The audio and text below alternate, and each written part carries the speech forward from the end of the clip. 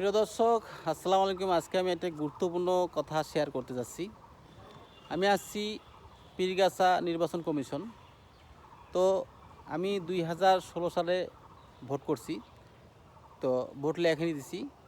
তা আজ দেখেন যে 2026 সাল চলতেছে, এখন পর্যন্ত আমি স্মার্ট কার্ডটি পাইনি। তো এই যে একটা দুরবস্থা, তো এই দুরবস্থা থেকে আমরা কিভাবে রেহাই পাবো? আমরা যে দেশের সুষ্ঠুভাবে যে বৈষম্যহীনভাবে কাজ আদায় করে নেব, কীভাবে সম্ভব? বাংলাদেশে, আমাদের যে বাংলাদেশে যে অনেকে আমার পরে যারা ভোট করছে তারা কিন্তু অনেকেই স্মার্ট কার্ড পেয়ে গেছে।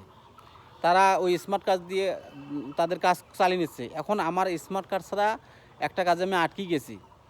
দেখেন, সেই স্মার্ট কার্ডটা আমি নেওয়ার জন্য তিনবার আসলাম, এখন পর্যন্ত আমার স্মার্ট কার্ড বের হয়নি। তো আমি এ থেকে কিভাবে রেহাই পাবো? যারা আমার পরে ভোট লিখে নিল তারা কিন্তু স্মার্ট কার্ড পাইছে, আর আমি এখন পর্যন্ত স্মার্ট কার্ড পাইনি।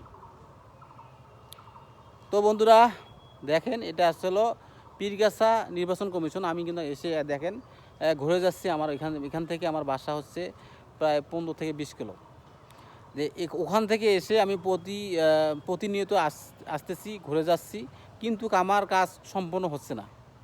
তো এটা কিভাবে সম্ভব? আমরা যে বৈষম্যহীনভাবে দেশে বসবাস করতে চাচ্ছি, কারো যদি মনে করো আমার 2 বছর পরে বা 3 বছর পরে তাদের ভোট হয়েও যদি স্মার্ট কার্ড তো পেয়ে যায়, আর আমি মনে করেন আগে যদি স্মার্ট কার্ড করিয়েও যদি আমি স্মার্ট কার্ডটা না পাই, তাহলে আমি কিভাবে মনে করো এই দেশ থেকে একটা ভালো সুবিধা বা নাগরিক যে হিসাবে একটা অধিকার যে আমি ভোগ করব, কিভাবে আমি পাবো?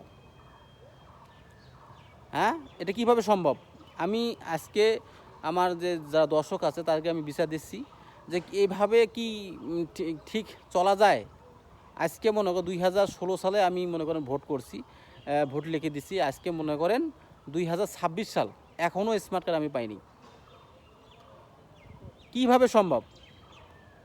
তো বন্ধুগণ, বিষয়টা আসলে আপনারা বিবেচনা করবেন, আর এই বিষয়টা আপনারা কমেন্টের মাধ্যমে জানিয়ে দেবেন যে আসলে কি করলে এর সুরাহা করা উচিত।